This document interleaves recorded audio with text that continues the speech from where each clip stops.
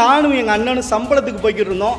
அப்போ அந்த சம்பளத்துக்கு போகிற வாழ்க்கை எப்படி இருக்குன்னா, அந்த கொத்தடிமை வாழ்க்கை மாதிரியே இருக்கும். அவங்க ரொம்ப நம்மளை சித்திரவதை பண்ணுவாங்க. எங்கள் அம்மா வந்து ஒரு பெட்டியில் மீனை தலையில் சுமந்துக்கிட்டு வீடு வீடாக போய் மீன் சொல்லி விற்பாங்க.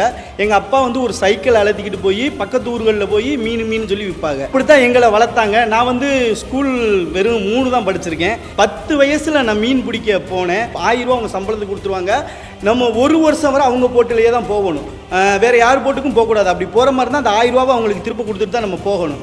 இந்த மாதிரி நானும் எங்கள் அண்ணனும் சம்பளத்துக்கு போய்கிட்டு இருந்தோம்.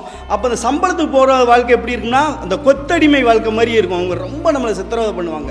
எப்படின்னா, கடலில் போட்டு வந்து ஆழத்தில் கிடக்கும். ஒரு நாளைக்கு 4 தடவை நீஞ்சு போய் தண்ணி, அந்த போட்டில் தண்ணி வந்திருக்கும். தண்ணி அப்போம்லாம் வந்து இந்த பைப்பர்னு சொல்கிறது வரலை. அப்போ என்னென்னா, போட்டுகளை வந்து தண்ணி எங்கேயாவது ஓட்டையாகி தண்ணி சேர்ந்துக்கிட்டே இருக்கும். அதை நம்ம நீஞ்சு போய் அள்ளி ஊற்றிக்கிட்டு தினமும் போகணும். அது ஒரு நாளைக்கு 4லேருந்து 5 தடவை போகணும். அப்புறம் திரும்ப எங்கள் அம்மாட்ட போய் நான் எங்கள் அண்ணன்லாம் அழுகுறோம். ரொம்ப கஷ்டமாக இருக்குமா அப்படின்னு. எங்கள் அம்மாவும் எங்கள் அப்பாவும் அவங்க வந்து என்ன பண்ணுறாங்கன்னா, சேர்த்து வச்ச காசை வச்சுக்கிட்டு ஒரு சொந்தமாக ஒரு போட்டு எடுப்போம் அப்படின்னு சொல்கிறாங்க.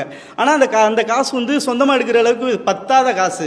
ஏன்னா அப்போ ஒரு சொந்தமாக ஒரு போட்டு எடுக்கிறனால குறைஞ்சபட்சம் ஒரு 1 லட்ச ரூபா வேணும்.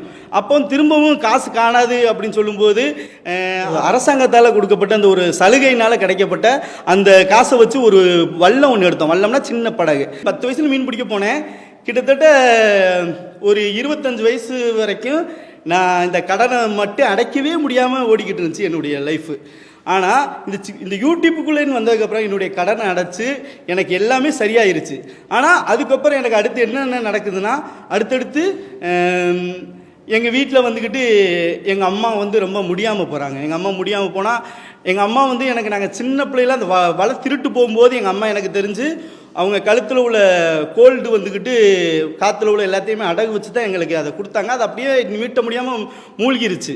அப்புறம் நான் என்ன நினச்சேன்னா, நம்ம கடன்லாம் போயிட்டு இனிமேல் இந்த காசை சேர்த்து வச்சு நம்ம அம்மாவை வந்துக்கிட்டு அம்மாவுக்கு ஒரு செயின் வாங்கி போட்டுறணும் அப்படின்னு சொல்கிறதான் என்னுடைய ஆசை. எப்படியா நம்ம அம்மாவுக்கு ஒரு செயின் வாங்கி போட்டுறணும் அப்படின்னு நினச்சி சேர்த்து வச்சுக்கிட்டே இருக்கேன். ஒரு 2.5 லட்ச ரூபா வரைக்கும் நான் சேர்த்துட்டேன்.